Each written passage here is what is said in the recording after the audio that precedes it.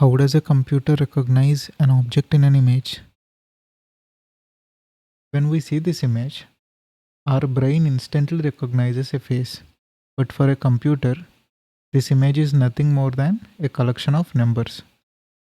So, how do neural networks actually understand images? The answer is convolutional neural networks, or CNNs. But before we understand CNN, we first need to understand why traditional neural networks failed when working with images. Let's first understand how a computer represents an image. An image is made up of pixels, and each pixel has a numerical value. For grayscale images, the value usually ranges from 0 to 255, where 0 represents black and 255 represents white.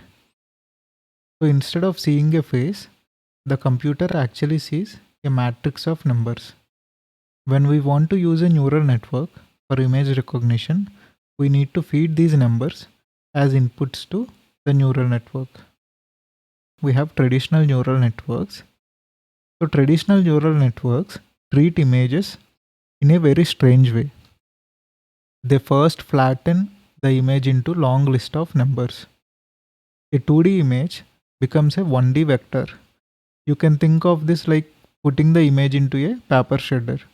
Once the image is flattened, the network loses all spatial relationships between pixels. The network no longer knows which pixels are neighbors or which pixels belong to the same object. But in images, spatial structure is extremely important. The shape of a shoe, the outline of a face, the edge of an object, all these depend on how pixels are arranged in space.